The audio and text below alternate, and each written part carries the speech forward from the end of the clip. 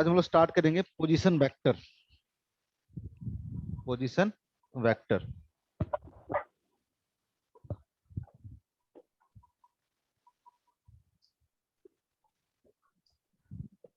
जैसे कि मान लो कोई एक कोऑर्डिनेट सिस्टम बनाते हैं पहले।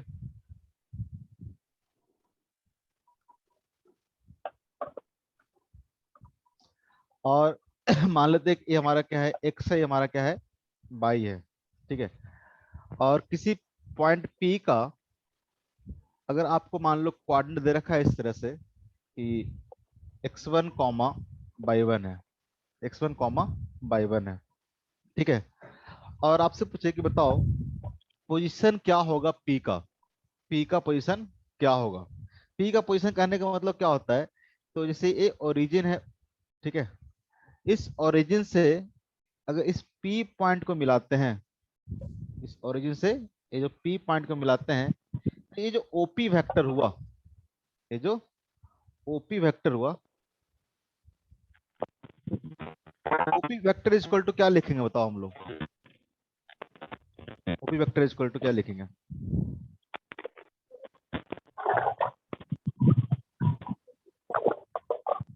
OP vector is equal to क्या लिखेंगे बताओ। अगर देखोगे तो क्या हो जाएगा, एक्स वन आई कैप, कल भी बता रहे थे, एक्स वन आई कैप। बहुत नॉइज आ रहा है, माइक म्यूट कर लेना सबके। और by one J cap, x one I cap plus by one J cap, क्योंकि एक्स वन क्या हो जाएगा, ए हो जाएगा, और बाई वन क्या हो जाएगा, ए हो जाएगा। और इसको अगर वेक्टर फॉर्म में लिखोगे, ओपी वेक्टर इक्वल टू हम लोग बोल सकते हैं कि O N vector plus NP vector. और O N vector equal to क्या लिख सकते हैं, तो एक्स वन, और इस डायरेक्शन में अगर यूनिट वेक्टर देखें तो क्या होता है, आई कैप होता है। X one into I cap लिख लेंगे तो क्या हो जाएगा, हमारा ओ एन वैक्टर हो जाएगा। ठीक है। उस तरह से अगर एनपी वेक्टर की बात करें, एनपी वेक्टर इक्वल टू क्या हो जाएगा, तो इसका मैग्नीट्यूड कितना है, बाई वन। और ये बाई डायरेक्शन में है, तो बाई डायरेक्शन में यूनिट वेक्टर क्या होता है, जे कैप होता है। X one I cap plus by one J cap. तो इसका पोजीशन वेक्टर लिखना होगा, इसको हम लोग बोलते हैं पोजीशन वेक्टर। ये जो ओपी वेक्टर है, इसी को हम लोग क्या बोलेंगे, पोजीशन वेक्टर ऑफ पी।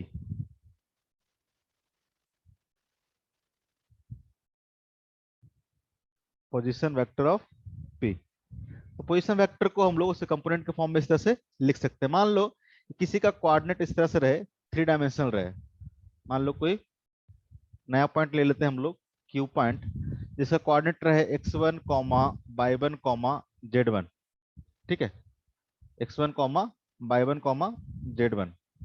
तो उसका पोजीशन वेक्टर लिखना होगा तो कैसे लिखेंगे, एक्स बाई और मान लेते हैं जेड है।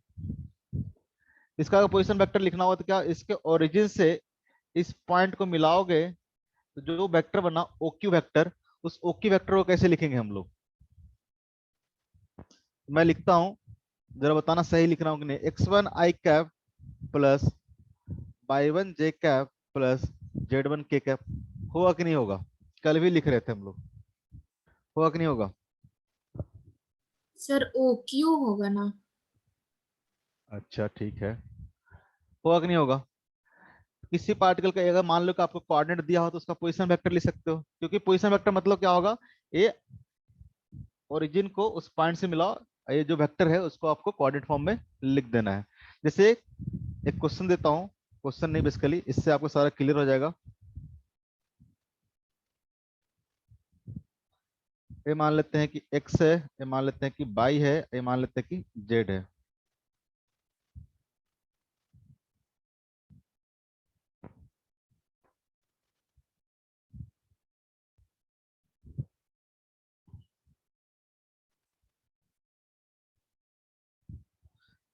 समझ गए वो क्या बना रहा हूँ। ये हमारा हो गया 0,0,0। ये क्या हो गया हमारा ओरिजिन। ये मान लेते हैं ए पॉइंट है, जिसका कोऑर्डिनेट दे रखा है आपको a,0,0। ठीक है। अगर मान लीजिए बी पॉइंट है, ये सी पॉइंट है, मान लेते हैं डी है, ई है, एफ है और जी है। एक क्यू बनाया मैंने। ठीक है। जिसका लेंथ बेसिकली ए है, लेंथ कितना है, ए है। विड्थ मान सकते हो इसका, ठीक है, विड्थ इसका मान सकते हो बी है। और हाइट मान सकते हो कितना है, सी है। एक क्यूब बनाया है। अगर मैं पूछूं कि बी का कोऑर्डिनेट कितना होगा, बी का कोऑर्डिनेट कितना होगा, तो कितना होना चाहिए बताओ। ए कॉमा बी कॉमा जीरो होगा कि नहीं होगा। मैं एक क्यूब बनाया हूं देखो, जिसका लेंथ कितना है, ए है, ए वाला साइड कितना है, ए है, ए वाला साइड कितना है, बी है, और ये जो हाइट हुआ वो कितना है, सी है। लेंथ हो गया, विड्थ हो गया, ये हाइट हो गया। ठीक है। तो अगर बी पॉइंट का अगर बात करें हम लोग, तो बी पॉइंट का कोऑर्डिनेट कितना होगा, तो देखो तो जरा, ये क्या बी पॉइंट किसमें पड़ेगा, एक्स वाई प्लेन में बनेगा। इसका कोऑर्डिनेट कितना हो जाएगा, एक्स कोऑर्डिनेट हो जाएगा ए, और B coordinate, sorry Y coordinate कितना हो जाएगा B, A comma B comma, और जेड कोऑर्डिनेट कितना होगा जीरो, क्योंकि जेड एक्सिस के लॉन्ग तो मूव ही नहीं किया है। उस तरह से अगर सी का लिखेंगे तो सी का कितना आएगा, तो सी का एक्स कोऑर्डिनेट कितना होगा zero, B coordinate sorry Y coordinate कितना होगा बी, तो zero comma B comma Z coordinate कितना हो जाएगा जीरो, क्योंकि जेड की तरफ तो बढ़े नहीं है। ठीक है। उस तरह से डी का अगर लिखना चाहते हैं, डी का कोऑर्डिनेट कितना हो जाएगा बताओ जरा, डी का कितना हो जाएगा, डी का कितना हो जाएगा, एक्स में तो कुछ नहीं बढ़े हम लोग, देखो बढ़े किधर, तो बाई की तरफ चलना पड़ेगा हमको, और जेड की तरफ पढ़ना पड़ेगा। यानी एक्स कोऑर्डिनेट हो जाएगा जीरो, बाई कोऑर्डिनेट कितना हो जाएगा इसका, तो बी, और जेड कोऑर्डिनेट कितना हो जाएगा, तो सी। कैसे लिख रहे हैं समझ में आ रहा है। अगर पूछता हूं कि एफ का कोऑर्डिनेट, एफ का कोऑर्डिनेट कितना होगा, कोई बताओ। अरे इस तरह का एक क्यूब है,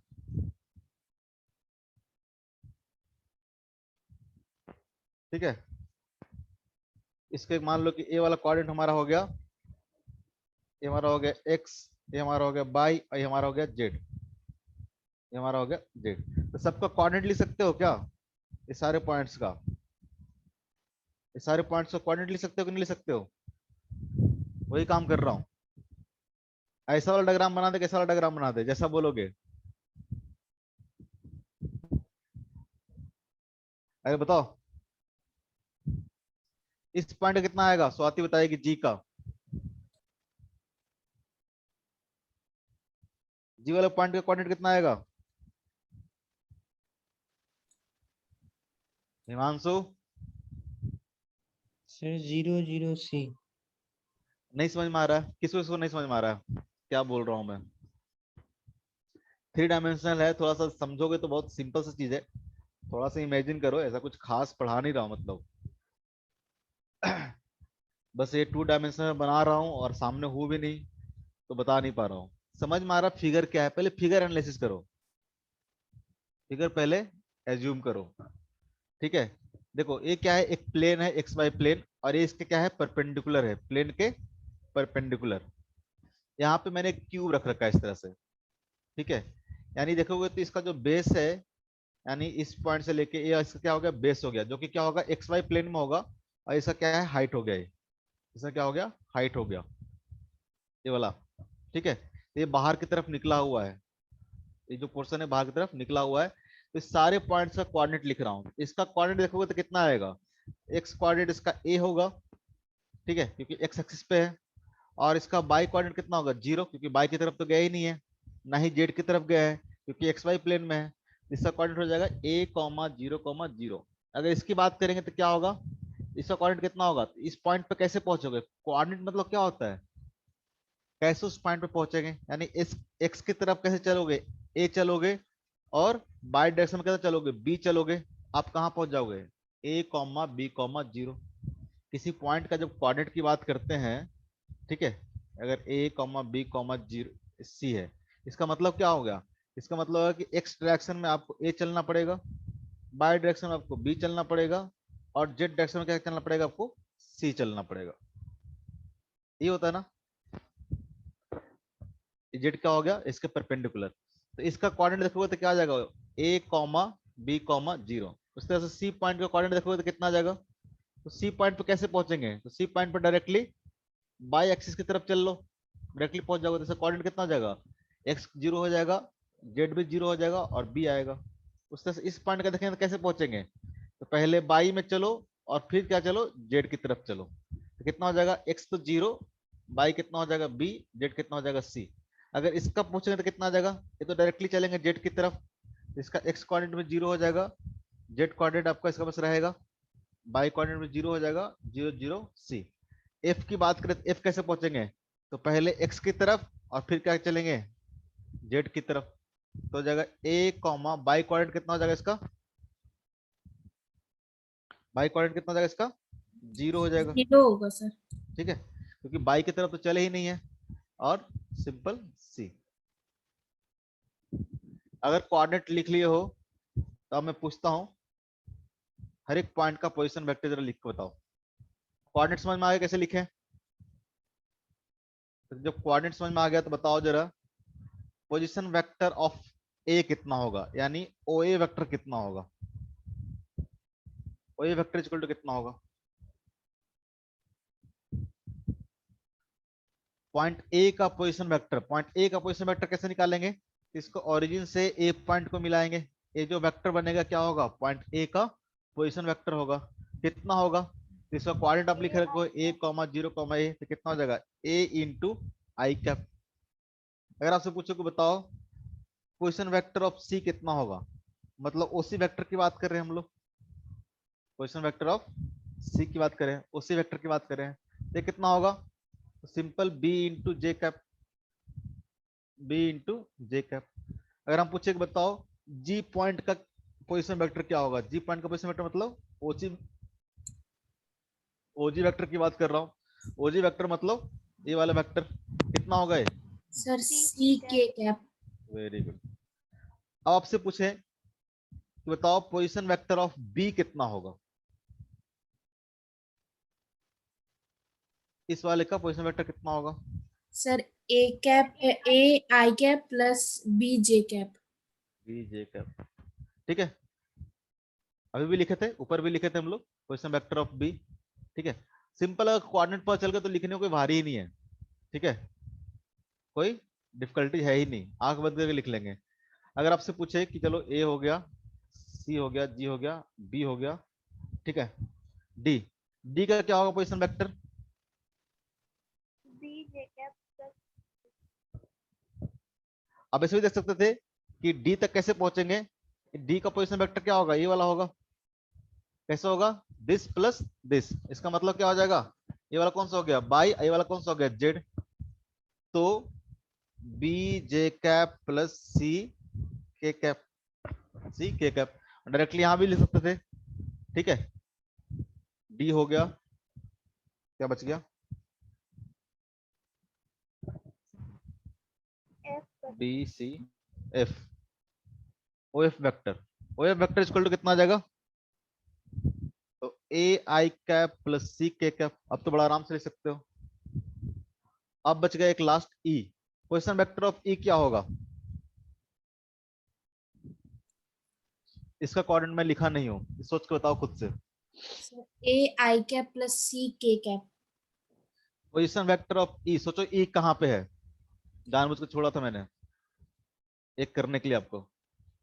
देखो ई कहां पे है, कैसे पहुंचेंगे ई तक, ई का अगर कोऑर्डिनेट बताओ तो क्या होगा, ई कहां पे है, तो ई जाने के लिए एक्स में कितना चलना पड़ेगा,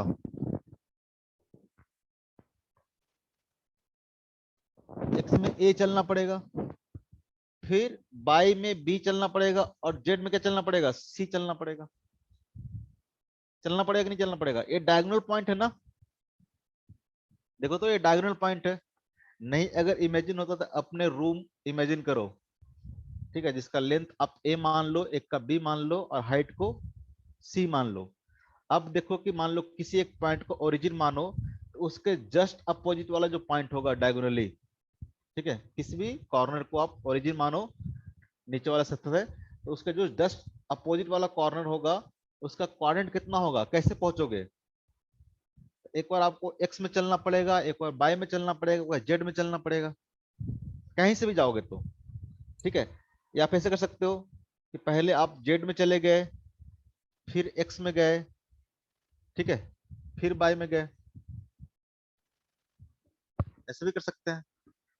तो हर बार देखोगे तो क्या होगा, अगर एक्स पहले आप जेड में चल लिए तो पहले क्या लिखोगे, सी के कैप लिखोगे, फिर एक्स में चल लिए तो क्या लिखोगे, ए आई कैप लिखोगे, फिर अगर बाई में चले तो क्या लिखोगे, बी जे कैप लिखोगे। तो फाइनली तो आना क्या है, इसका coordinate A comma B comma C. अगर ओई वेक्टर लिखेंगे तो क्या आ जाएगा, A I cap plus B J cap plus C K cap, होगा कि नहीं होगा।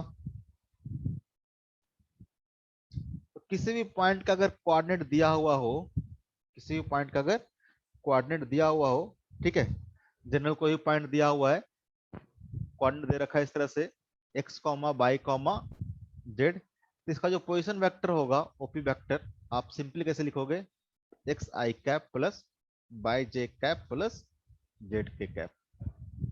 जनरली हम लोग आर वेक्टर से भी रिप्रेजेंट कर देते हैं, ठीक है। ये क्या हो जाएगा, पोजीशन वेक्टर लिखने का तरीका हो जाएगा, ठीक है। अगर मैग्नीट्यूड ऑफ बात करें हम लोग, मैग्नीट्यूड ऑफ आर वेक्टर तो कितना हो जाएगा, मैग्नीट्यूड ऑफ आर वेक्टर अभी हम लोग देख के आए हैं कितना होगा, तो x square plus by square plus of Z square, होगा कि नहीं होगा, square Yes. Plus by of plus Z square. या आप किसी भी पॉइंट का पोजीशन वेक्टर आप इस तरह से लिख सकते हो, मैग्नीट्यूड निकाल सकते हो, ठीक है। नेक्स्ट एक है आपका डिस्प्लेसमेंट वेक्टर। जैसे कि मान लो कि कोई पॉइंट P था, ठीक है, मान लो इसका कोऑर्डिनेट दे रखा था x1 कॉमा y1, मान लेते z1 भी, चलो तीनों में दे रखा था x1 comma y1 comma z1। मान लो कोई पार्टिकल P से चलते चलते कहां पहुंच गया, Q तक पहुंच गया, ठीक है, जिसका एक नया कोऑर्डिनेट आपको दे रखा है x2 comma y2 comma z2। आपसे पूछे कि ये क्या होगा, डिस्प्लेसमेंट होगा, क्या हो जाएगा, डिस्प्लेसमेंट हो जाएगा, ये जो वेक्टर हुआ, ठीक है। ये मान लो कि एस वेक्टर है, अगर आपसे पूछे कि एस वेक्टर कितना होगा, अगर आपको डिस्प्लेसमेंट वेक्टर लिखना होगा तो कैसे लिखोगे,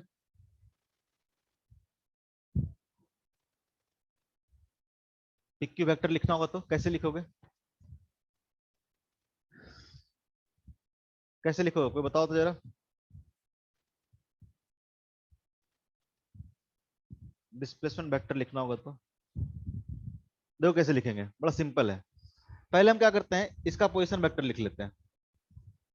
पी का पोजीशन वेक्टर कौन सा होगा, ये वाला होगा, इसको मैं मान लेता हूं R1 वेक्टर। और Q का जो पोजीशन वेक्टर होगा कौन सा होगा, ये वाला होगा, इसको मान लेता हूं R2 वेक्टर। अब बताओ तो जरा, इस वेक्टर इक्वल टू कितना हो जाएगा, अभी भी नहीं बता पाओगे। अगर R1 वेक्टर प्लस इस vector equal to R2 vector लिखूं तो सही बात होगा कि नहीं होगा, R1 वेक्टर प्लस इस vector equal to R2 vector, होगा कि नहीं होगा, मानते हो, कोई बोलो हाँ। Yes. हमको इस वेक्टर चाहिए था ना, इस वेक्टर इक्वल टू क्या हो जाएगा, इस vector equal to R2 vector minus of R1 vector, R2 vector minus of R1 vector लिख सकते हैं। यानी R2 वेक्टर देखो तो R2 वेक्टर क्या था, R2 वेक्टर की बात करें तो क्या हो जाएगा, हो जाएगा x2 i cap plus y2 j cap plus z2 k cap minus of R1 vector. R1 vector कितना हो जाएगा, x1 i cap plus y1 j cap plus z1 k cap. तो फाइनली कितना आ जाएगा, आ जाएगा x2 माइनस x1। आपको दो वेक्टर को घटाने आता है, ठीक है, इसको घटाएंगे तो कैसे लिखेंगे, x2 minus x1 into I cap plus y2 minus y1 into J cap plus z2 minus z1 into K cap. ये क्या आ गया, तो फाइनली क्या आ गया, आपका डिस्प्लेसमेंट वेक्टर आ गया। कब, जब पार्टिकल कहां पहुंचा, P से Q तक। P क्या था हमारा, तो P था हमारा इनिशियल पॉइंट, ये था हमारा इनिशियल पॉइंट, पार्टिकल यहां से स्टार्ट किया था। और Q हमारा क्या है, फाइनल पॉइंट है, Q हमारा क्या है, फाइनल पॉइंट है। अगर हमको P से Q गया है पार्टिकल, अगर इनिशियली P पे था वहां से मूव करके Q पे चला गया है, तो जो डिस्प्लेसमेंट वेक्टर होगा कैसे निकालेंगे, तो ऐसे बोल सकते हैं कि R2 vector minus R1 vector, इसका मतलब क्या हो गया, फाइनल पोजीशन वेक्टर R2 क्या होगा, फाइनल पोजीशन वेक्टर होगा, क्योंकि फाइनल पॉइंट का पोजीशन वेक्टर है। तो फाइनल पोजीशन वेक्टर पीवी लिख दूं क्या, समझ जाना। Final position vector minus R1 क्या है, R1 इनिशियल पॉइंट का पोजीशन वेक्टर है, क्या हो जाएगा, इनिशियल पोजीशन वेक्टर। तो डिस्प्लेसमेंट वेक्टर अगर निकालना हो तो कैसे निकालेंगे, final position vector minus initial position vector. अगर P से Q गया, अगर Q से P जाता, Q से P जाता तो क्या लिखते, R1 माइनस R2, क्योंकि अब Q क्या हो जाता, इनिशियल हो जाता, P क्या हो जाता, फाइनल हो जाता। जब हम यहाँ से यहाँ जाते तो Q से P जाते तो अगर पार्टिकल कहीं से भी कहीं डिस्प्लेस करता है, एक पॉइंट से दूसरे पॉइंट पे डिस्प्लेस करता है, तो दोनों का पोजीशन वेक्टर आपको पता होगा, कहाँ पे गया है फाइनल और कहाँ से गया है इनिशियल। दोनों का पोजीशन वेक्टर लिखोगे और final position vector minus initial position vector क्या देगा आपको, डिस्प्लेसमेंट देगा। ठीक है, क्या देगा आपको, डिस्प्लेसमेंट देगा। अगर मैग्नीट्यूड और डिस्प्लेसमेंट निकालना है तो क्या आ जाएगा, दिस का स्क्वायर प्लस दिस का स्क्वायर प्लस दिस का स्क्वायर का अंडर रूट। ठीक है, कोई दिक्कत, तो आपका क्या हो गया, डिस्प्लेसमेंट वेक्टर हो गया। सर इस केस में तो आंसर नेगेटिव में आएगा। डिपेंड, मतलब निगेटिव में आएगा तो मतलब क्या नेगेटिव में आएगा, सर एरो नीचे की तरफ है ना, पी से क्यू आ रहा अगर है तो एस आंसर एस वेक्टर निकाल रहे हो, मान लो कि P से Q गया, P से Q ले जा रहे हो, Q से P ले जा रही हो, सर पी से क्यू। हाँ P से Q ले जा रही हो, तो जो एस वेक्टर आया वो कुछ भी आ जाए, क्या दिक्कत है उसमें। मान लो कि -2i cap plus 4j cap minus 8k cap, या मान लो सभी कुछ माइनस आ जाए, -2i cap -4j cap -8k cap, क्या मतलब है इससे, आपका ये वेक्टर होगा, आपका जो डिस्प्लेसमेंट वेक्टर होगा क्या होगा, इसी डायरेक्शन में होगा।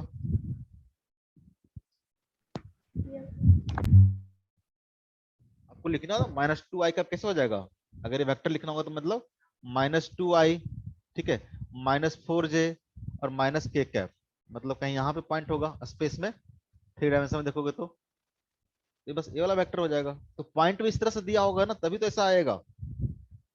अगर मान लो कि 2 डायमेंशन हो, ठीक है, 2 डायमेंशन हो, ठीक है, और पार्टिकल अगर यहाँ से यहाँ तक मूव करेगा, ठीक है, तो इसका कोऑर्डिनेट क्या मान सकते हो आप, ऐसे अगर रैंडम मान लो तो इसको मान लेते हो कि 2,4 है, तो अगर यहाँ पे गया है तो क्या होगा, एक्स कोऑर्डिनेट इसका बढ़ा ही होगा ना, 5, और बाई कोऑर्डिनेट क्या होगा, कम हुआ होगा, तो 5,1 ले सकते हैं, ऐसे आया होगा ना,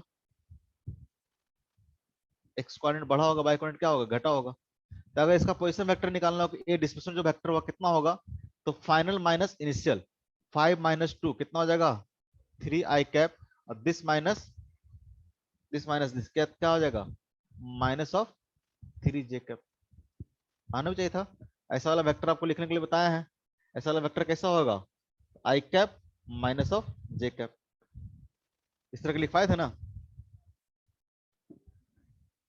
यस इसमें माइनस आ जाए प्लस आ जाए उसमें क्या घबराना, मतलब तुम्हारा डॉट क्लियर हुआ, जो भी डॉट था। यस। तो इस तरह से आप किसी पार्टिकल का अगर आपको कोऑर्डिनेट दिया रहे तो पोजीशन वेक्टर लिख सकते हो, ठीक है, और पार्टिकल मान लो कि एक पॉइंट से दूसरे पॉइंट पे अगर मूव करता है तो आप उसका क्या कर सकते हो, डिस्प्लेसमेंट वेक्टर लिख सकते हो। ठीक है, अगर हम लोग बात करें कि मैग्नीट्यूड ऑफ डिस्प्लेसमेंट वेक्टर तो क्या होगा, तो मैग्नीट्यूड ऑफ डिस्प्लेसमेंट वेक्टर आपको पता है कितना होगा, x2 माइनस x1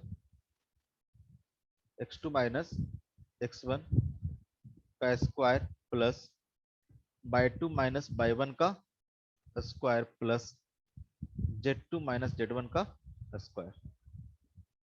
हर बार एक ही काम कर रहे हैं, x कोऑर्डिनेट का x कंपोनेंट का स्क्वायर प्लस y कंपोनेंट का स्क्वायर प्लस z कंपोनेंट का स्क्वायर का अंडर रूट करके हम लोग क्या कर रहे हैं, मैग्नीट्यूड निकाल रहे हैं। ठीक है, एक सिंपल सा क्वेश्चन दे देता हूं प्रैक्टिस के लिए बस, कि मान लो कि एक पार्टिकल है जिसका ए कोऑर्डिनेट ए पॉइंट पे था पहले, जिसका कोऑर्डिनेट दे रखा है 2, 4, 6 और पॉइंट ए से मूव करके पहुंच गया है पॉइंट बी तक, जिसका कोऑर्डिनेट दे रखा है आपको, मान लो 3,2,-3। तो निकालना है आपको डिस्प्लेसमेंट वेक्टर कितना होगा। Find the displacement vector. ये आपका क्या है, इनिशियल है, इनिशियल पॉइंट है, और यहां से मूव करके कहां पहुंच गए, फाइनली यहां पहुंच गया है, आपका फाइनल पॉइंट है। तो ये वाला क्या हो जाएगा, आपका डिस्प्लेसमेंट वेक्टर हो जाएगा। डी वेक्टर एस वेक्टर जैसे लिखना है लिख लो। तो find vector D, find D vector कितना होगा, फटाक से लिख दो।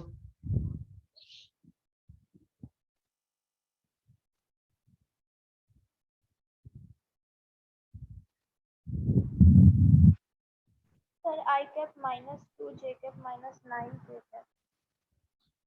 हाँ ठीक ही बोल रही होगी, मैं लिख देता हूँ। क्या होगा, ये हमारा फाइनल है, हमारा क्या है, इनिशियल है।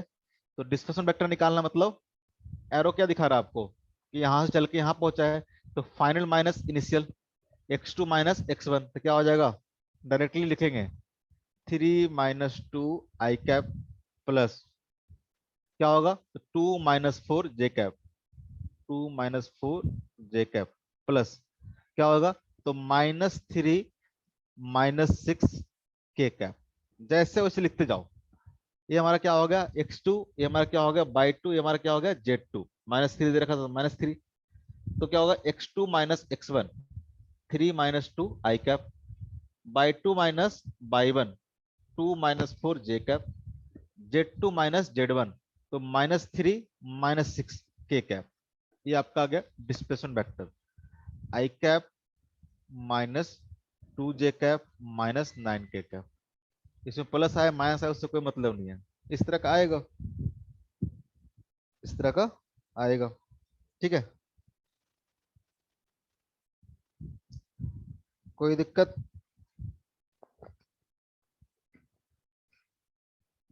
जैसे कि एक और क्वेश्चन करो, सिंपल सा।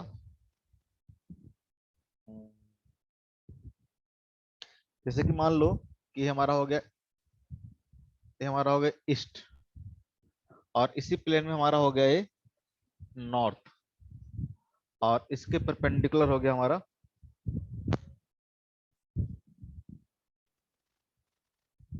ये हमारा परपेंडिकुलर है, ये मान लेते हैं कि जेड एक्सिस है। ठीक है, जेड एक्सिस है, आप इसको एक्स मान सकते हो, उसको वाई मान सकते हो। ये हमारा हो गया एक्स, ये हमारा हो गया वाई। ठीक है, यानी एक्स डायरेक्शन में क्या हो गया, इस डायरेक्शन हो गया, और बाई डायरेक्शन में क्या हो गया, नॉर्थ डायरेक्शन हो गया। ठीक है, क्वेश्चन में लिख नहीं रहा हूं, सिंपल सा पूछ रहा हूं कि क्वेश्चन ध्यान सुनना। बोलता है कि a bird fly due east. ठीक है, यानी फर्स्ट टाइम क्या करता है, तो फर्स्ट टाइम इस डायरेक्शन में चलता है, ईस्ट मतलब पूरब दिशा में चलता है। एक बर्ड है जो कि 100 मीटर क्या करता है, फर्स्ट पॉइंट में 100 मीटर इस डायरेक्शन में उड़ता है। ठीक है, उसके बाद बोलता है कि 50 मीटर, ठीक है, वो क्या करता है, नॉर्थ डायरेक्शन में चलता है, 50 मीटर नॉर्थ डायरेक्शन में चलता है। ठीक है, और बोलता है कि जो 20 मीटर है वो वर्टिकली अप जाता है। पहले क्या, 100 मीटर ईस्ट में, फिर 50 मीटर इधर, तो नॉर्थ की तरफ, और फिर वर्टिकली अपवर्ड जाता है कितना वो, तो वर्टिकली अपवर्ड जाता है 20 मीटर। अगर इसका पूछे कि फाइनली जो पोजीशन वेक्टर होगा, फाइनल जो पोजीशन वेक्टर होगा वो कितना होगा, ऐसे पूछ रहा हूं, बताओ फटाक से। कोई दे रखा है ना आपको, 100 मीटर क्या कर रहा है, ईस्ट में जा रहा है, इसका मतलब एक्स कोऑर्डिनेट कितना हो गया इसका, ये जो फाइनली जहां बर्ड पहुंचेगा उसका एक्स कोऑर्डिनेट कितना हो जाएगा 100, और 50 मीटर कितना चल रहा है, Y direction, sorry north direction चल रहा है, इसका मतलब नॉर्थ डायरेक्शन किधर है, बाय डायरेक्शन में है, तो 50 मीटर क्या होगा नॉर्थ में। और मान लो कि 20 मीटर अपवर्ड गया, 20 मीटर अपवर्ड मतलब जेट का डायरेक्शन कितना गया, 20 गया। अगर आपको पॉइंट का कोऑर्डिनेट पता चल गया तो इसका पोजीशन वेक्टर लिखना तो बड़ा आसान काम है, 100 आई कैप प्लस 50 जे कैप प्लस 20 के कैप प्लस 20 के कैप। इस तरह से कोई भी क्वेश्चन आएगा तो आराम से आप क्या कर सकते हो, लिख सकते हो। ठीक है। या फिर आपसे पूछता है कि बताओ, एक तरह से देखोगे तो क्या होगा कि पार्टिकल यहाँ से चलते चलते यहाँ पे पहुंच गया है, यानी बर्ड जो था यहाँ से चलते चलते क्या पहुंच गया, यहाँ पहुंच गया है। तो क्या हो गया, तो ये इसका डिस्प्लेसमेंट वेक्टर हो जाएगा। बात समझो, ये क्या हो जाएगा, इसका डिस्प्लेसमेंट वेक्टर हो जाएगा कि नहीं हो जाएगा। तो अगेन देखोगे तो डिस्प्लेसमेंट वेक्टर कैसे आएगा, ए से क्या हो जाएगा फाइनल पॉइंट, ऐसा क्या हो जाएगा इनिशियल पॉइंट। तो फाइनल माइनस क्या हो जाएगा इनिशियल हो जाएगा, यही तो लिख रहे हैं ना बेसिकली। ये जो आप लिख रहे हो, मान लो कि फाइनली पहुंच गया पी पे, बात समझो क्या हो रहा है। ऐसे मैं 2 डायमेंशन बताता हूँ, ठीक है। एक्स बाई जेड नहीं लेता हूँ फालतू में, जो काम 2 में होगा वही काम क्या होगा 3 में भी होगा। जैसे कि बोले, मान लो कि एक पार्टिकल है जो ए से स्टार्ट किया, ठीक है, ये हमारा हो गया एक्स एक्सिस, ये हमारा हो गया बाई एक्सिस। इसका कोऑर्डिनेट मान लेते हैं कुछ कि 1,1 है, ठीक है। अब यहां से क्या किया है, तो यहां से पहले गया है एक्स डायरेक्शन में गया है 2 मीटर, एक्स डायरेक्शन में गया है 2 मीटर पॉइंट बी तक, ठीक है। उसके बाद क्या किया है, तो बाई डायरेक्शन में गया है, बाई डायरेक्शन में गया है मान लो कि 3 मीटर, बाई डायरेक्शन में गया है 3 मीटर, ठीक है। और फाइनली पहुंच कहां गया है सी पॉइंट पे। तो आपसे पूछे कि बताओ डिस्प्लेसमेंट वेक्टर कितना होगा, ठीक है। ए क्या हमारा इनिशियल पॉइंट है, ए क्या हमारा इनिशियल पॉइंट है, और सी क्या हमारा फाइनल पॉइंट है, सी क्या है हमारा फाइनल पॉइंट है। अब पहले क्या कर रहा था, ए से सी जा रहे थे हम लोग, अब क्या क्या है, पहले ए से बी गया, बी से क्या गया सी गया है, सी से मान लो कि और कहीं चला जाए उससे कोई मतलब नहीं है। इनिशियल पॉइंट क्या होगा, तो इनिशियल पॉइंट जहां से स्टार्ट किया है, अब फाइनल पॉइंट कहां पे सी। अगर डिस्प्लेसमेंट वेक्टर निकालना होगा, अगर ये डिस्प्लेसमेंट वेक्टर निकालना होगा, तो डी वेक्टर इक्वल टू क्या लिखेंगे हम लोग, तो D vector equal to final position vector minus initial position vector, final position vector minus initial position vector, final minus initial. अगर फाइनल देखोगे तो फाइनल कौन सा पॉइंट है, सी पॉइंट है। सी पॉइंट का कोऑर्डिनेट कितना हो जाएगा, बताओ तो जरा, सी पॉइंट का कोऑर्डिनेट कितना हो जाएगा, कोई बताओ। इसका एक्स कोऑर्डिनेट कितना होगा जी, अरे ए पे क्या था, ए पे इसका कोऑर्डिनेट कितना था 1, और 1 से कितना आ गया है 2 आ गया है, एक्स डायरेक्शन कितना गया है 2 गया है, इसका कोऑर्डिनेट कितना हो जाएगा 3 हो जाएगा ना। अरे 1 तो पहले से था ना इसका, अब ए से कहाँ गया है बी तक गया है ना, तो बी मतलब क्या 2 मीटर और गया इधर की ओर, इसका जो एक्स कोऑर्डिनेट हो जाएगा कितना हो जाएगा 3 हो जाएगा। अगर बाई कोऑर्डिनेट की बात करें तो कितना हो जाएगा, तो बाई पहले से क्या था 1 था, और 3 मीटर और ऊपर चला गया, कितना हो जाएगा 4 हो जाएगा। तो फाइनल कितना हो जाएगा position vector 3 i cap plus 4j cap, और इनिशियल कितना हो जाएगा, तो i cap plus j cap. तो फाइनली जो डिस्प्लेसमेंट वेक्टर हो जाएगा कितना हो जाएगा 2i cap plus 3j cap, 2i cap plus 3j cap. बात समझ में आ रहा है, अभी भी नहीं आ रहा, बोलो। Yes, sir.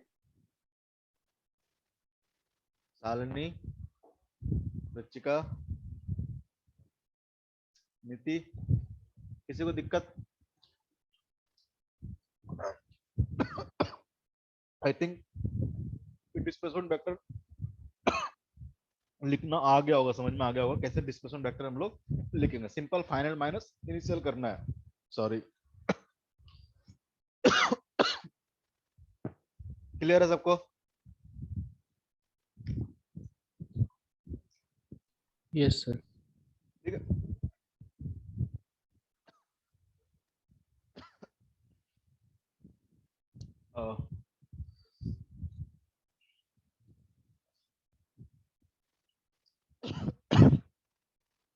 नेक्स्ट हम लोग को पढ़ना है प्रोडक्ट ऑफ वेक्टर, ठीक है। प्रोडक्ट ऑफ वेक्टर पढ़ने से पहले हम लोग पहले इक्विलिब्रियम पढ़ेंगे, उसके बाद प्रोडक्ट ऑफ वेक्टर पढ़ेंगे, लास्ट टॉपिक हमारा होगा प्रोडक्ट ऑफ वेक्टर। उसके पहले इक्विलिब्रियम देखते हैं, इक्विलिब्रियम क्या होता है, नाम सुने हो ना इक्विलिब्रियम,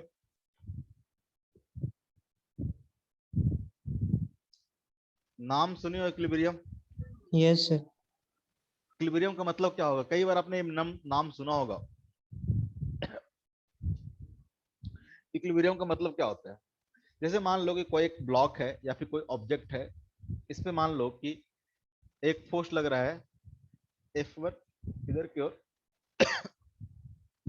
दूसरा फोर्स लग रहा है F2 इधर की ओर, तीसरा फोर्स लग रहा है मान लो इधर की ओर, और चौथा फोर्स लग रहा है मान लो इधर की ओर। 4 या 4 से ज्यादा फोर्स भी लग सकते हैं। अगर मान लो आपको नेट फोर्स निकालना है, नेट फोर्स निकालना, नेट फोर्स मतलब क्या होगा? नेट फोर्स मतलब क्या होगा? नेट फोर्स मतलब इस पे अगर 4 तरह का फोर्स लग रहा है, चारों फोर्स का सम कर दो, यानी F1 plus F2 plus F3 plus F4। लेकिन फोर्स कैसा है? तो वेक्टर क्वांटिटी है, इसका जो सम होगा कैसा होगा? वेक्टर सम होगा। जितने भी फोर्स होंगे सबका सम कैसा होगा? वेक्टर सम होगा। तो अगर मान लो कि इस चारों फोर्स का जो वेक्टर सम है वो कितना आ जाए? 0 आ जाए। वेक्टर सम कितना आ जाए? 0 आ जाए। यानी किसी पार्टिकल पे लगने वाला जो नेट फोर्स हो वो क्या हो जाए? 0 हो जाए। इसका मतलब क्या बोलेंगे? इसका मतलब बोलेंगे कि बॉडी क्या है? तो बॉडी इज इन इक्विलिब्रियम। ठीक है। हमेशा जब नेट फोर्स क्या होगा? 0 होगा। नेट फोर्स क्या होगा? 0 होगा। इसका मतलब क्या होगा? कि body is in equilibrium, is in equilibrium. ठीक है। यानी मान लो किसी बॉडी पे एन फोर्स लग रहा है, तो क्या होगा बेसिकली? समेशन ऑफ, इसको ऐसे लिखते हैं पता है क्या? F I is equal to 1 से लेके एन। इसका नोटेशन मतलब समझते हो ना? मैथ्स में पढ़े हो? Yes. ऐसे लिखते हैं समेशन को। ठीक है। इसका मतलब इसके लिए कुछ खास है नहीं, लिख देता हूं मैं। इसका मतलब है एक बार आई इज इक्वल टू 1, 2 पुट करोगे तो F2 plus F3 plus dot dot dot dot dot plus Fn। इसी को हम लोग शॉर्ट फॉर्म में इतना ना लिख के कैसे लिखते हैं? तो ये हम होता समेशन का साइन होता है, बार बार जो सम कर रहे हैं, समेशन ऑफ एफ आई, यहाँ पे आई पुट कर देते हैं, जहां पे आई इक्वल टू 1 से लेके n तक। मतलब एक बार आई को 1 पुट करना है, 2 पुट करना है, 3 पुट करना है, कब तक? n तक। स्मॉल ले लेते हैं। ठीक है। इस सबका क्या सम होगा? वेक्टर सम होगा।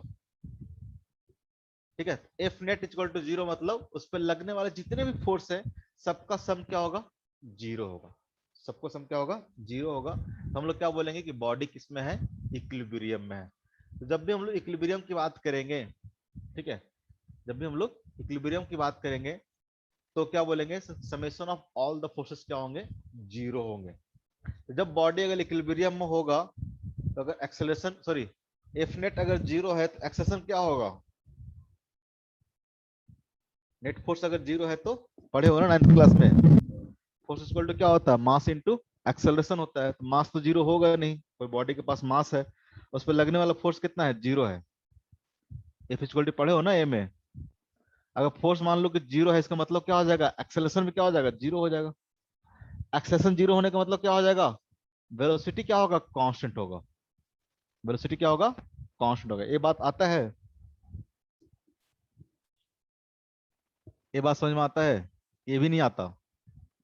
Yes, ये sir. सब तो पता होगा ना, 9th क्लास में पढ़े होगे। तो जब भी मतलब फोर्स 0 है, इसका मतलब क्या होगा? एक्सेलरेशन क्या होगा? 0 होगा।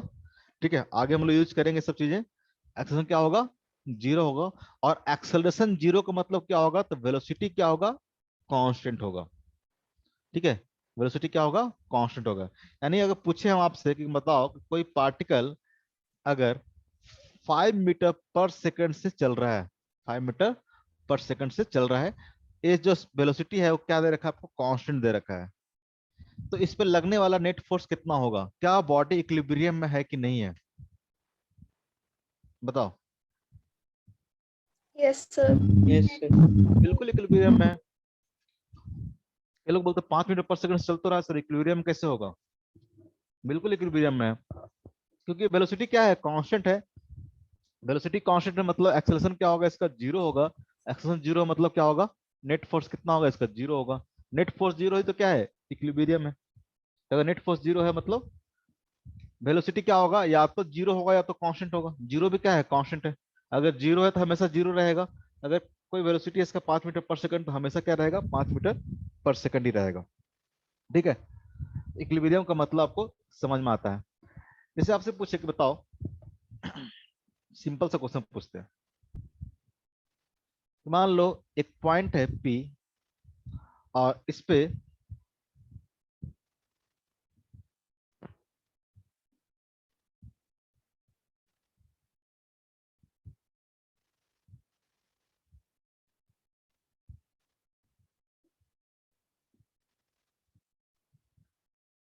चार तरह से स्प्रिंग लगा रखा है, चार तरफ फोर्स लगा रखा है। ये मान लो कि F1 फोर्स इसको खींच रहा है, ये मान लो कि खींच रहा है इसको F2 फोर्स से, और ये आप मान लो खींच रहा है आपको F3 फोर्स से। ठीक है, F3 फोर्स से मान लो। ठीक है, ये मान लो कि ये स्प्रिंग हमारा हो गया 1, ये स्प्रिंग हो गया हमारा 2, ये हमारा स्प्रिंग हो गया 3, ये स्प्रिंग हो गया हमारा 4। ठीक है, और ये आपको निकालना है। दे रखा है कि पॉइंट P क्या है, तो point P is in equilibrium. Point P is in equilibrium. Point P is in equilibrium. Then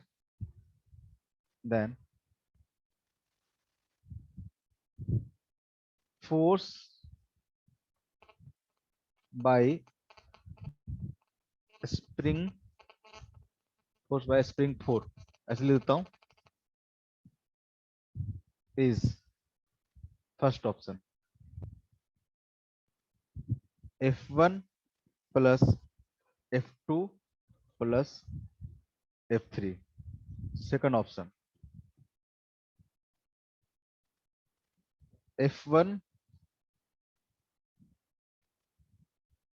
minus F2 minus F3 minus F1 minus F1 minus F2 minus F3 fourth, third option 0 of fourth option, none of this, none of this। पूछता है कि ये जो force लगा रहा होगा fourth spring, ठीक है, if point P is in equilibrium then force by fourth spring कितना होगा, ऐसे लिख सकते हैं, फोर्स बाय फोर्थ स्प्रिंग कितना होगा। यानी ये जो फोर्स लगा रहा है वो फोर्स कितना होगा, कितना होना चाहिए बताओ। सर ऑप्शंस में sir second second. Sir. Second, first नहीं। बिल्कुल सही है। मान लेते हैं फोर्स लगा रहा है F फोर्स लगा रहा है कुछ, F फोर्स लगा रहा है सपोज दैट, तो क्या होगा, इसका मतलब अगर इक्विलिब्रियम है तो क्या हो जाएगा, F plus F1 plus F2 plus F3 equal to क्या होगा, 0। अब देखो हर बार हम वेक्टर का साइन नहीं देंगे, ठीक है। बाय डिफॉल्ट आप एज्यूम करोगे अगर फोर्स का सम करे तो क्या ऐसा सम होगा, वेक्टर सम ही होगा, क्योंकि फोर्स कैसा है, वेक्टर क्वांटिटी है। आलसी आता है ना थोड़ा सा, हर बार कितना देते रहेंगे सिंबल। ठीक है, तो बाय डिफॉल्ट आप समझ जाओगे, हम F1 plus F2 plus F3 लिख रहे हैं मतलब वेक्टर सम ही लिख रहे हैं। अगर वेलोसिटी को ऐड कर रहे हैं तो कैसे ऐड करेंगे वेलोसिटी को, वेलोसिटी एक वेक्टर क्वांटिटी तो क्या करेंगे, उसको वेक्टरली ऐड करेंगे। ठीक है, तो ऐसा नहीं है कि अगर F1 plus F2 plus F3 दे दे तो इसे डायरेक्टली ऐड कर देना। अगर मान लो कि ये वाला ऊपर वाला एरो नहीं दे रखा है, ये मान लो कि दे रखा है कि 2 न्यूटन है, 3 न्यूटन है, 4 न्यूटन है, और कहीं पे लिखा हुआ है F1 plus F2 plus F3, ऐसा मत ऐड कर देना कि 2 प्लस 3 प्लस 4, क्योंकि सर वेक्टर का तो सिंबल दे नहीं रखा है। तो वेक्टर का सिंबल दे रखे या ना दे रखे, बाय डिफॉल्ट आप क्या समझोगे, वेक्टर ही समझोगे, क्योंकि फोर्स को डायरेक्टली तो ऐड कर नहीं सकते हैं। फोर्स क्या है, वेक्टर क्वांटिटी है, तो सिंबल हो चाहे ना हो आप वेक्टर ही क्या करोगे, उसको ऐड करोगे। बात समझ में आ रहा है क्या बोल रहा हूँ। एफ वेक्टर इक्वल टू क्या हो जाएगा आपका, माइनस ऑफ F1। चलो इस क्वेश्चन को थोड़ा सा चेंज करते हैं, ये बात तो समझ में आ गया। ये आपका आ जाएगा minus of F2 minus of F3, ये तो सब कर ही लियो, तो थोड़ा सा चेंज करते हैं। देन ऐसे लिखते हैं कि ये जो फोर्स है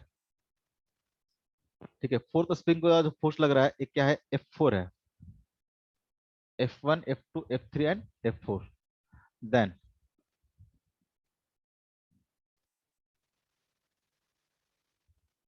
अब बताना क्या क्या सही लिख रहा हूं। पहला F1 plus F4 equal to 0 कर ही लोगे, बहुत आसानी से क्वेश्चन पूछ दिया। F2 equal to F1 plus F3 plus F4,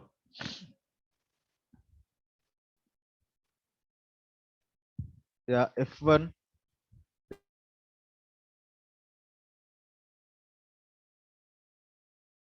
F4,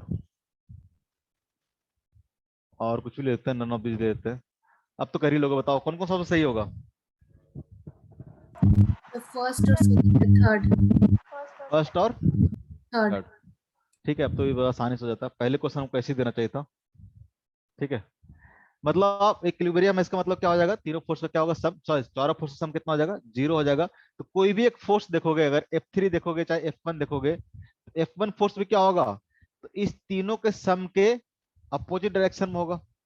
कहने का मतलब क्या हो गया, F2 plus F3 plus F4, इस तीनों फोर्स का जो सम होगा, मान लो कि रिजल्टेंट क्या है, इधर की ओर है, तो क्या आएगा, अगर आप बताओगे देखोगे, तो अगर पूछे आपसे कि बताओ F2 plus F3 plus F4, इसका रिजल्टेंट किधर की ओर आएगा, तो इसका रिजल्टेंट क्या आएगा, डायरेक्टली F1 के अपोजिट आएगा। आएगा कि नहीं आएगा। इसका कहने का मतलब क्या होगा, F1 वेक्टर इक्वल टू क्या होगा, minus of F2 plus F3 plus F4। इसका मतलब F2 plus F3 plus F4, इसका जो तीनों का सम करेंगे क्या आएगा, अगर F1 वेक्टर इधर की ओर है तो जिसके जस्ट क्या आएगा, अपोजिट आएगा। आया कि नहीं आएगा, यानी F2 plus F3 plus F4 क्या आएगा, इस डायरेक्शन में आएगा, इस डायरेक्शन में आएगा। आएगा कि नहीं आएगा। उस तरह से पूछे अगर कि इस तीनों फोर्स का सम जो होगा F1 plus F3 plus F4, इस तीनों फोर्स का सम किधर की ओर आएगा, इस तीनों फोर्स का सम क्या आएगा, इसके अपोजिट आएगा, F2 का क्या आएगा, जस्ट अपोजिट आएगा। यानी F1 plus F3 plus F4 क्या आएगा, इस तरह से आएगा। बात समझ में आ रहा है, आएगा कि नहीं आएगा। F2 इक्वल टू क्या होगा, F2 equal to minus of F1 plus F3 plus F4। अगर यहाँ पे मैं से पूछ दे, इस ऑप्शन में अगर हम ऐसे लगाते कि magnitude of this equal to magnitude of this, आप कौन सा ऑप्शन सही होता,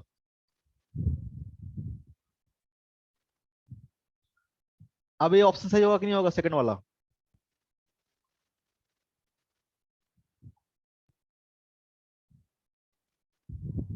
बताओ,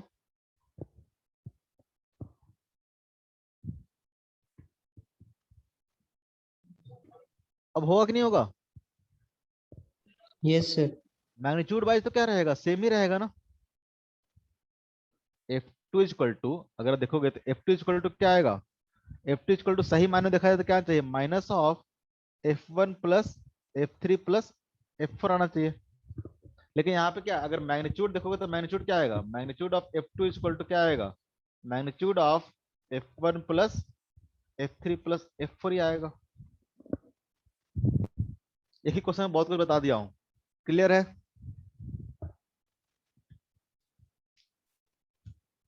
बताओ ठीक है ना। Yes, sir. हाँ ना, बोलवे नहीं करते हो।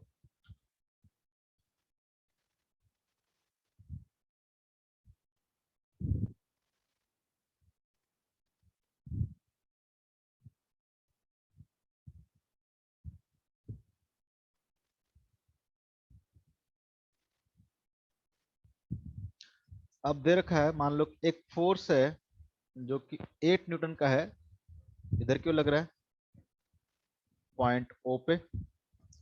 एक जो फोर्स है इधर क्यों लग रहा है, मान लेते हैं कि F1 है, ठीक है। और एक जो फोर्स है वो क्या लग रहा है आपको, इधर क्यों लग रहा है, मान लेते हैं कि F2 है। ये एंगल आपको दे रखा है, कितना ले लें, 53 37, 53 ले लेते हैं, 53। ठीक है, दिया हुआ कि पॉइंट ओ जो है, point O is in equilibrium, point O is in equilibrium. Then find F1 and F2, दोनों फोर्स निकालो।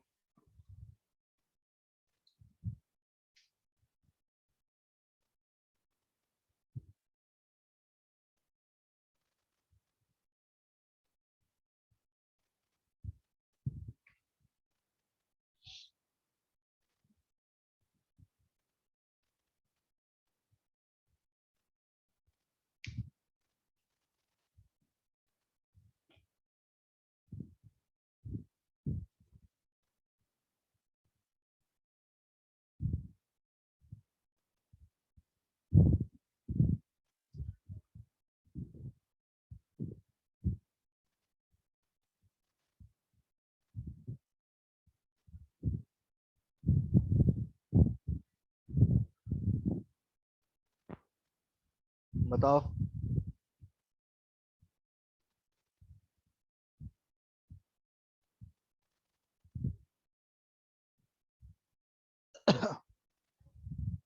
कितना आया?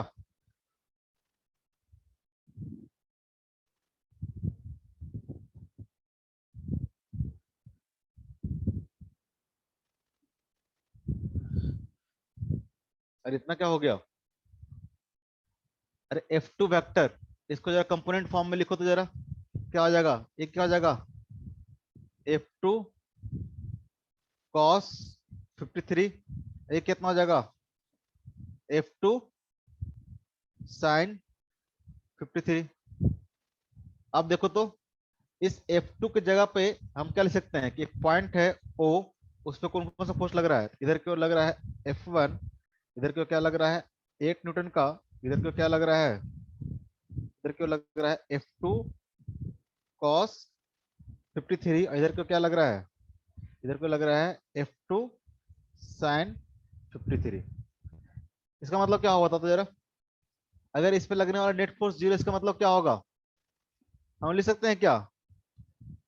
F2 sin 53 equal to 8 Newton, या फिर 8, और F1 इक्वल टू कितना आ जाएगा? F2 cos 53। लिख सकते हैं ऐसा? बताओ।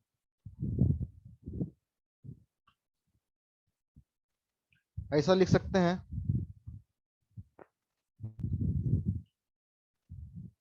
बोलो।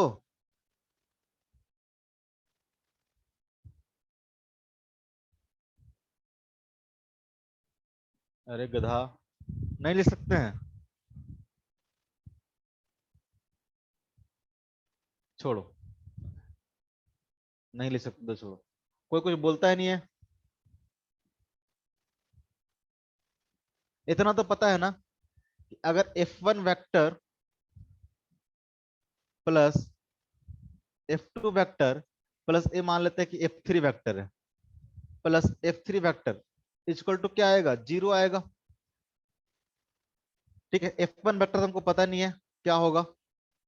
F2 वेक्टर इक्वल टू लिख सकते हैं क्या? ये वेक्टर के मान लो कि मैग्नीट्यूड कुछ भी मान लेते हैं, इसका मैग्नीट्यूड मान लेते हैं कि F2 ही है।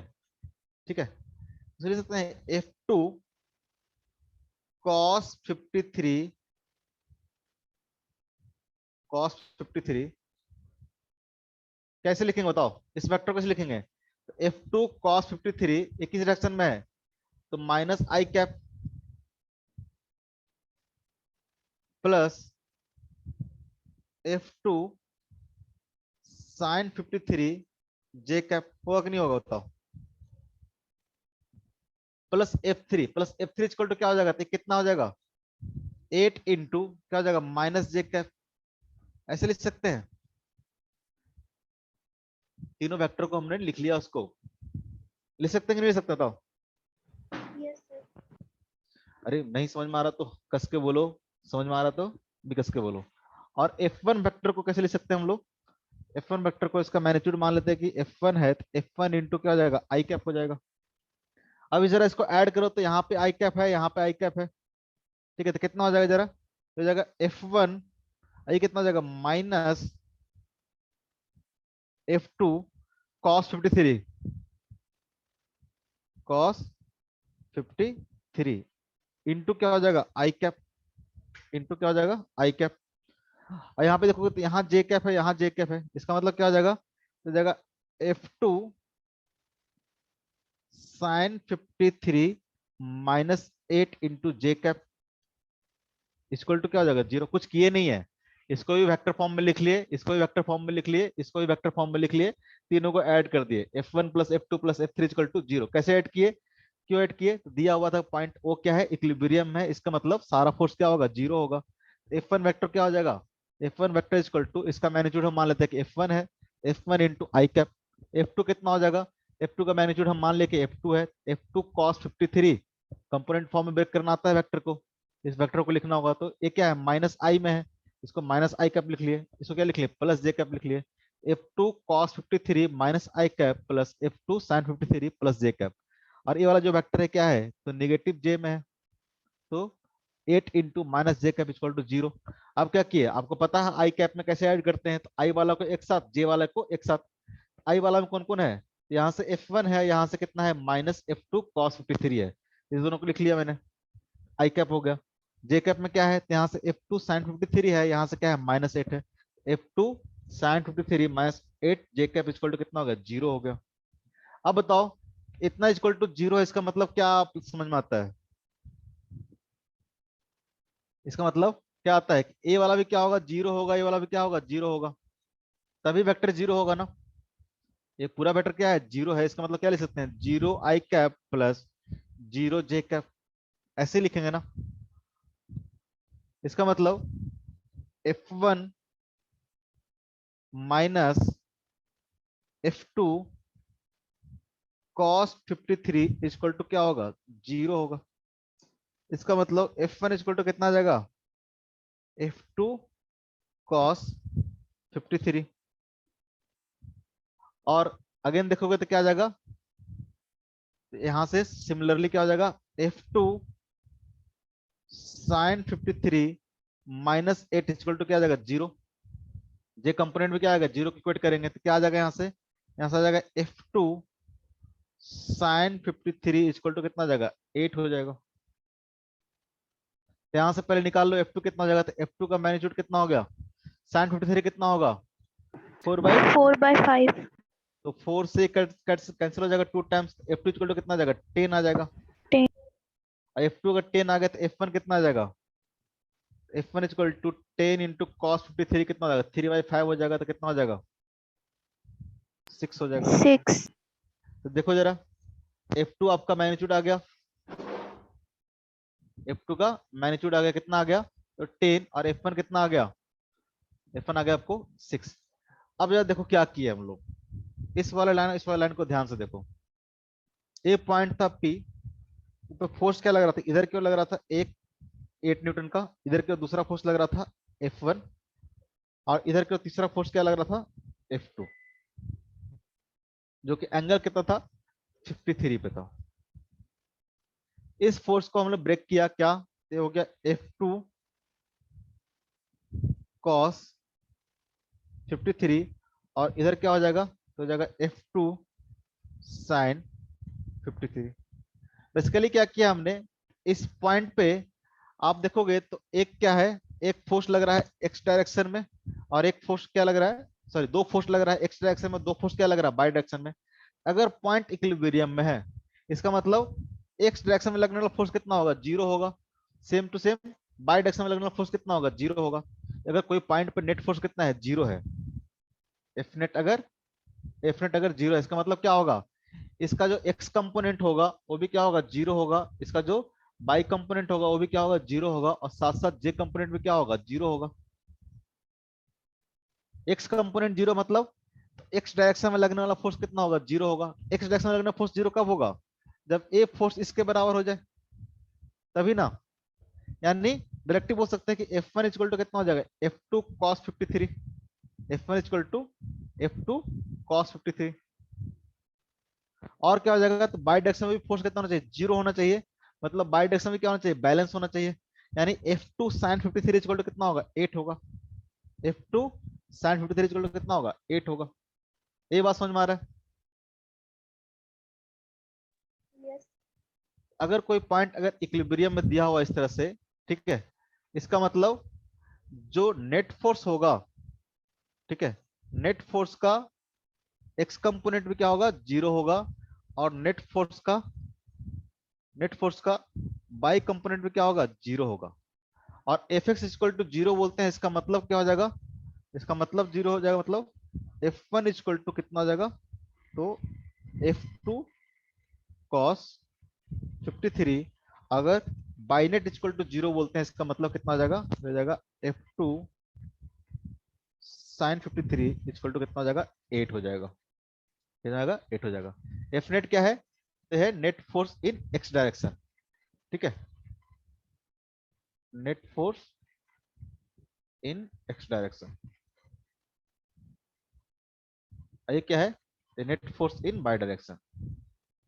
अगर टोटल फोर्स जीरो है तो नेट फोर्स इन एक्स और नेट फोर्स इन बाई दोनों क्या होंगे, जीरो होना चाहिए, दोनों क्या होना चाहिए, जीरो होना चाहिए। उस तरह से मान लो कई सारे पॉइंट पे, मान लो एक पॉइंट पे कई सारे फोर्स लग रहा हो, कई सारे, मान लो कि इधर भी लग रहा हो, इधर भी लग रहा हो, ठीक है, इधर भी लग रहा हो, इधर भी लग रहा हो, ऐसे भी लग रहा हो, इसे भी लग रहा हो। ये मान ले एक्स है, ये मान ले बाई है, ठीक है। अब मान लो कि बहुत सारे फोर्स लग रहा है, इधर की ओर 8 न्यूटन लग रहा है, इधर की ओर मान लो 10 न्यूटन लग रहा है, इधर की ओर 6 न्यूटन लग रहा है। देख लेना बैलेंस होता है कि नहीं होता है। और कुछ ही मान लो, इधर की ओर मान लो कि 10 न्यूटन का लग रहा है, ठीक है, और इधर के मान लो कि कुछ ही मान लेते हैं, चलो इधर की ओर कुछ बोल लो अपने मन से, मान लो कि इधर भी 8 न्यूटन का फोर्स लग रहा है।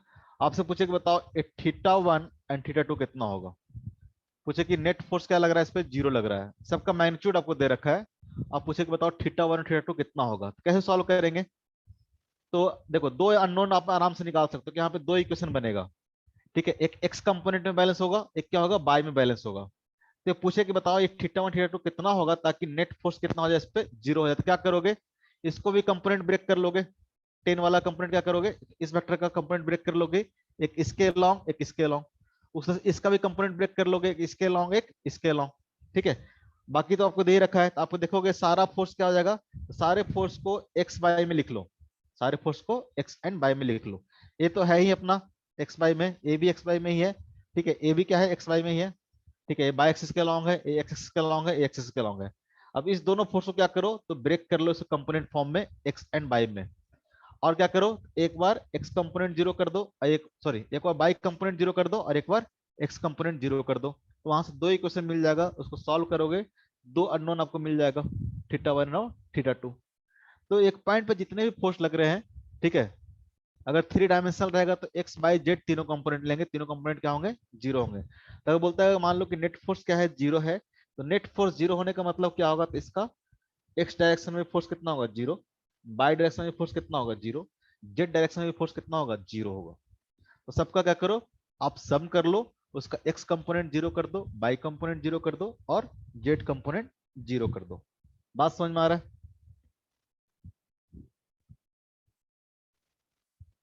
नीति, बात समझ में आ रहा है, Yes, sir. ठीक है। तो एक छोटा सा थ्योरम है, उसको आप ध्यान रखोगे, उससे क्या होता है कि सॉल्व करना थोड़ा सा आसान हो जाता है। मान लो कि एक पॉइंट पे तीन फोर्स लग रहा है इस तरह से, ये मान लो कि हमारा F1 है, ये मान लो कि हमारा F2 है, ये मान लो कि F3 है, तीन फोर्स इस तरह से लग रहा है।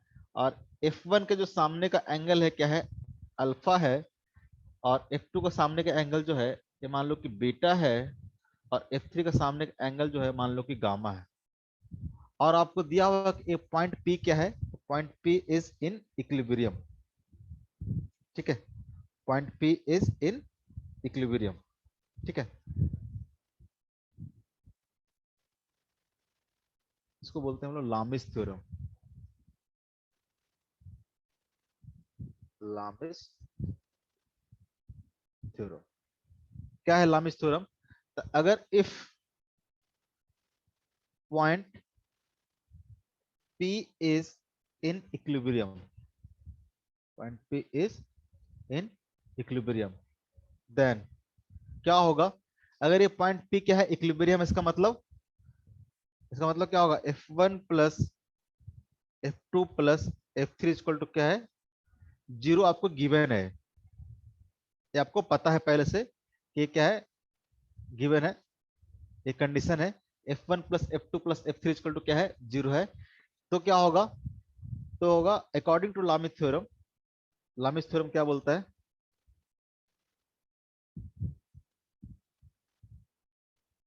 लामिस थ्योरम बोलता है कि F1 by sine alpha, alpha कौन सा?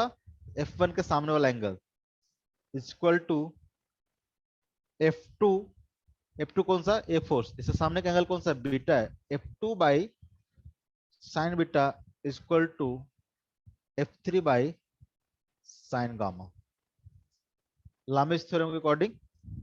ठीक है, कुछ खास नहीं है, इसको प्रूव भी कर सकते हो आप, जरूरत नहीं हम लोग को। यानी अगर मान लो कि ये पॉइंट P क्या है, अगर इक्विलिब्रियम में है, condition F1 plus F2 plus F3 equal to क्या है? 0 है। अगर ऐसा होता है तो एक कंडीशन क्या होगा? हमेशा फुलफिल होगा, यानी F1 by sine alpha equal to F2 by sine beta equal to F3 by sine gamma. ठीक है, ये तीनों क्या होगा? इक्वल होंगे, इस तीनों का रेशियो क्या होगा? इक्वल होगा। ठीक है, तीनों का रेशियो क्या होगा? इक्वल होगा। अगर किसी पॉइंट पे ये तीन फोर्स लग रहे हैं तो तीनों फोर्स अगर इक्विलिब्रियम में है तो आप ये जो रेशियो होंगे क्या होंगे? इक्वल होंगे। इससे क्वेश्चन थोड़ा सा क्या होता है, आसानी से बन जाता है, जल्दी बन जाता है। जैसे कि मान लो तीन फोर्स के लिए एप्लीकेबल होगा।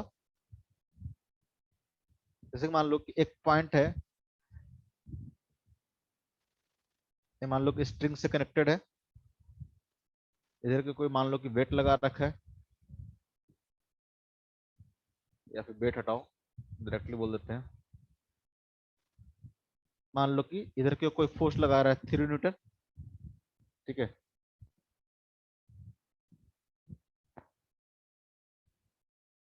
और ये स्ट्रिंग मान लो कि दे रखा है आपको, यहां से कितना है? 30 डिग्री, यहां से दे रखा है 30 डिग्री। ठीक है,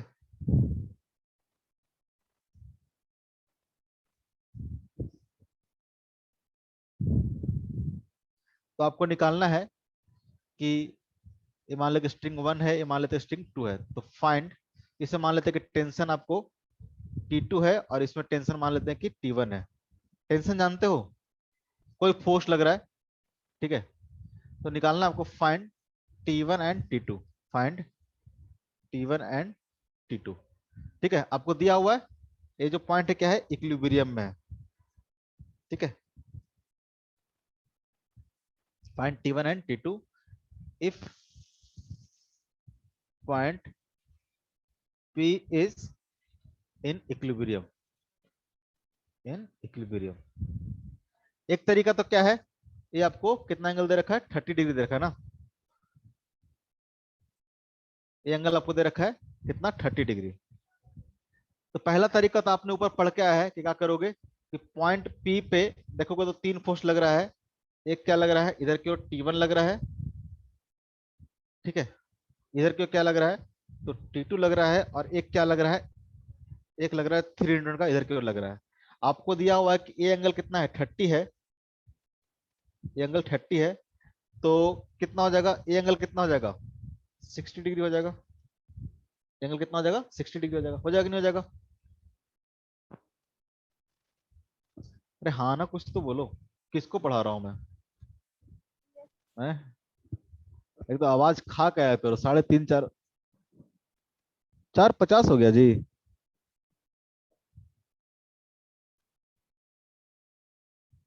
एक मिनट, छोड़ते छोड़ते हैं, रुक जाओ। अगला क्लास छोटा ही लेंगे, जो लास्ट वाला क्लास होगा काफी छोटा लेंगे। ये देखो, ये कितना हो गया? 60 डिग्री। तो एक तो तरीका कैसे करोगे, एक तरीका है कि T1 को ब्रेक कर लोगे इस डायरेक्शन में और इस डायरेक्शन में। ठीक है, और क्या करोगे? इस कंपोनेंट को बैलेंस कर लोगे और इस वाले कंपोनेंट को बैलेंस कर लोगे। अभी जो हम लोग कर रहे थे ऊपर में, ये सारे फोर्स को ब्रेक कर लेंगे और क्या करेंगे? उसके कंपोनेंट को क्या करेंगे, एक्स में और वाई में क्या करेंगे, बैलेंस कर लेंगे। यहाँ भी काम कर सकते हैं, T1 को लिख लेंगे इधर T1 cos 60, इधर लिख सकते हैं T1 sin 60। ठीक है, इसको क्या करेंगे हम लोग कि T1 cos 60 इक्वल टू कितना हो जाएगा, T2 हो जाएगा, और T1 sin 60 इक्वल टू कितना हो जाएगा, 3 हो जाएगा। और यहाँ से हम लोग इक्वेट करके निकाल सकते हैं। दूसरा तरीका क्या होगा, दूसरा तरीका होगा कि अकॉर्डिंग टू लामिस थ्योरम क्या होगा, तो अकॉर्डिंग टू लामिस थ्योरम क्या होगा, T1 by A angle, T2 by A angle, और दिस बाई ए एंगल। ऐसा करना ना कि अभी रहने दो क्योंकि फिर जस्ट क्लास स्टार्ट होगा, ये हम लोग नेक्स्ट क्लास में, यानी नेक्स्ट क्लास कितने से है, 6:50 से है ना, उस क्लास में इसको हम लोग डिस्कस करेंगे। ऐसे आप खुद तब तक ट्राई कर लेना, ठीक है, बन जाएगा तो ठीक है, दोनों तरीका से। ठीक है, मेथड 1 से क्या करना, आप कंपोनेंट ब्रेक करके क्या करना, उसको इक्वेट करना, और दूसरा अकॉर्डिंग टू लामिस थ्योरम देखना। ठीक है, ए एंगल आपको पता है कितना होगा, ठीक है, उस तरह से आपको ए एंगल पता है कितना होगा, और उस तरह से आपको ए एंगल पता है कितना होगा। ठीक है, अल्फा बीटा गामा पता है, तो T1 by this, T2 by this, और T3 बाई दिस।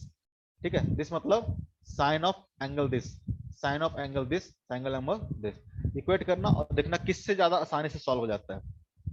तो हम लोग नेक्स्ट में हम लोग क्या करेंगे, इस पे एक आध क्वेश्चन और करेंगे लामिस पे, उसके बाद हम लोग प्रोडक्ट ऑफ वेक्टर पढ़ेंगे। ठीक है, 6:50 से। ओके, कुछ पूछना होगा तो नेक्स्ट